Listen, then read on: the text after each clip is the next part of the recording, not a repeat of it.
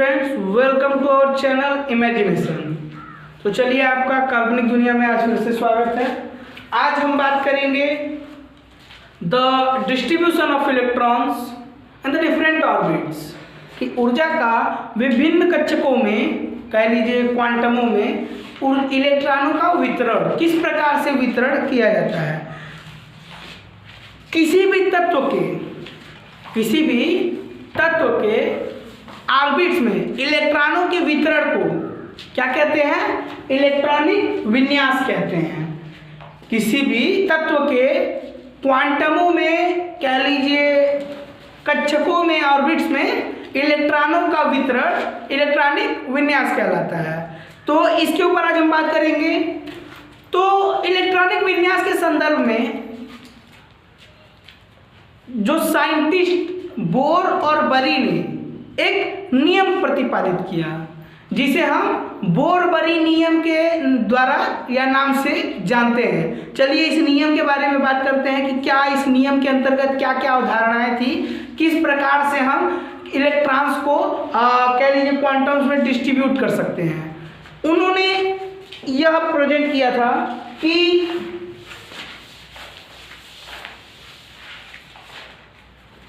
जो पहला उनका क्या था कि जो ऊर्जा स्तर होते हैं, जितने भी ऊर्जा स्तर होते हैं, उन सभी ऊर्जा स्तरों में इलेक्ट्रॉन जो हैं वह 2n स्क्वायर के रूप में व्यवस्थित होंगे।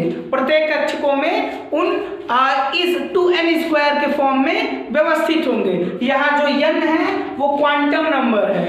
उन कक्षकों की संख्या, जैसे हमने KLMN बताया था कि K is equal to quantum number 1, L is equal to quantum number 2, M is equal to quantum number 3 and N is equal to quantum number 4। तो मान लीजिए प्रथम कक्षा में इलेक्ट्रॉन्स की हमें संख्या ज्ञात करनी है।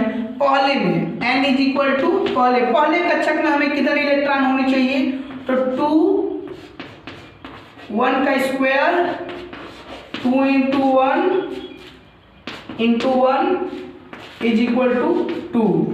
अब चलिए n इज इक्वल टू 2 रख के देखते हैं दूसरे कक्षा के लिए। तो 2 स्क्वायर 2 इंटू 2 इंटू 2 मीन्स 8।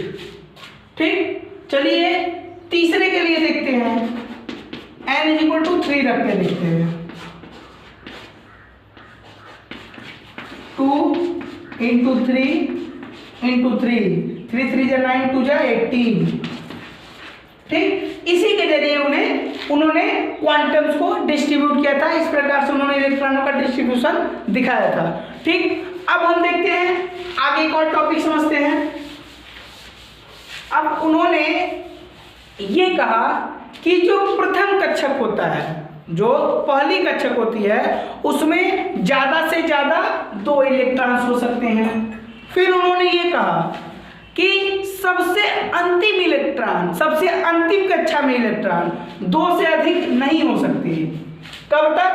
जब तक कि उनके पहले वाले कक्षक में, मतलब लास्ट वाले कॉलम से n-1, लास्ट वाले कॉलम से n-1, सॉरी, ये n इज इक्वल टू 1 है। ठीक, इन्होंने कहा था पहले कक्षक में अधिक से अधिक 2 इलेक्ट्रॉन हो सकते हैं। फिर उन्होंने ये बताया कि सबसे अंतिम कक्षक में n is equal to last, सबसे अंतिम कक्षक में 2 से अधिक इलेक्ट्रॉन नहीं हो सकते। कब तक? जब तक कि n-1 अंतिम वाले से एक पहले वाले कक्षक में 8 इलेक्ट्रॉन ना हो जाए। और इसमें 8 इलेक्ट्रॉन कब होंगे?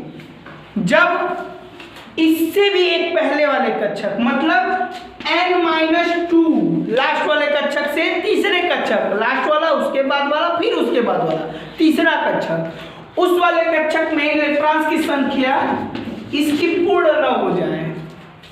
ठीक, जो उसकी लास्ट वाला कॉलम है उसके बाद वाले के बाद वाले, मतलब तीसरे नंबर के पीछे से तीसरे नंबर के कॉलम में जो इलेक्ट्रॉन्स की संख्या जो है इतनी पूर्ण हो जाएगी, तभी जाके दूसरे वाले कॉलम में 8 के इलेक्ट्रॉन्स की संख्या होगी, और तभी जाके उसके लास्ट वाले में जाके आपकी 2 इलेक्ट्रॉन्स की संख्या होगी। ठीक, अभी तक केवल कह लीजिए उन्होंने इस प्रकार से अपनी अवधारणाएं दी थी। चलिए कुछ एग्जाम्पल्स के थ्रू समझते हैं। चलिए इसको आप चाहे तो नोट डाउन कर सकते हैं।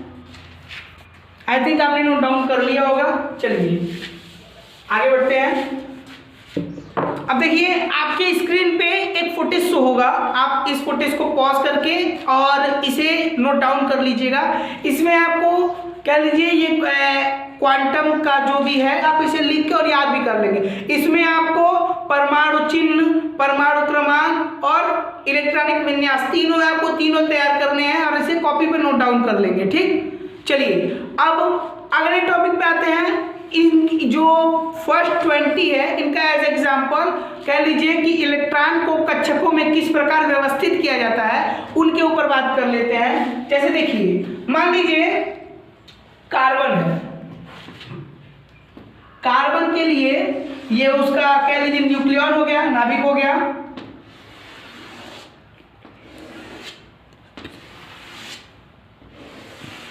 हमने जाना कि सबसे पहले वाली कक्षा में अधिक से अधिक कितने इलेक्ट्रॉन हो सकते हैं? 2 इलेक्ट्रॉन होते हैं। जैसा कि हम जानते हैं कार्बन का जो कह लीजिए परमाणु क्रमांक होता है वो 6 होता है। ठीक, तो 6 में से 2 इलेक्ट्रॉन फर्स्ट कॉलम में आ गए, बचे कितने?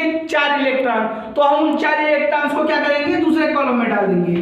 और हमें पता है इन कॉलम्स को कैसे डिस्ट्रीब्यूट आइडेंटिफाइड किया गया है, KLMN, मतलब ये कॉलम नंबर 1 है, ये कॉलम नंबर 2 है, कॉलम नंबर 3 है, column number 4 sorry quantum number 4 है। ठीक, तो पहले क्वांटम में कितने इलेक्ट्रॉन्स होंगे? 2 इलेक्ट्रॉन्स होंगे। चलिए उन 2 इलेक्ट्रॉन्स को यहाँ पे शो कराते हैं आपको। ये 2 इलेक्ट्रॉन्स हो गए। अब बाकी के 4 इलेक्ट्रॉन अगले वाले गोले में, तो ये हो गया 1 इलेक्ट्रॉन, ये हो गया 2 इलेक्ट्रॉन, ये हो गया 3 इलेक्ट्रॉन, ये हो गया 4 इलेक्ट्रॉन। ठीक, इस प्रकार से देखिए पहले वाले ऑर्बिट में कितने इलेक्ट्रॉन है? 2 इलेक्ट्रॉन। उसके बाद वाले ऑर्बिट में 1 2 3 4 इलेक्ट्रॉन। सारे इलेक्ट्रॉन्स की संख्या कितनी है? 6 है। मतलब यह कार्बन का है, कार्बन का परमाणु है। ठीक, इस प्रकार से आपके स्क्रीन पे अब ये शो हो रहा है 20 तक जो है एटॉमिक्स का जो भी एटॉमिक का मॉडल है, ये आप देख के इसे भी आप अपने कॉपी पे नोट डाउन कर लेंगे। चलिए इसे पॉज करके नोट डाउन कर लीजिए।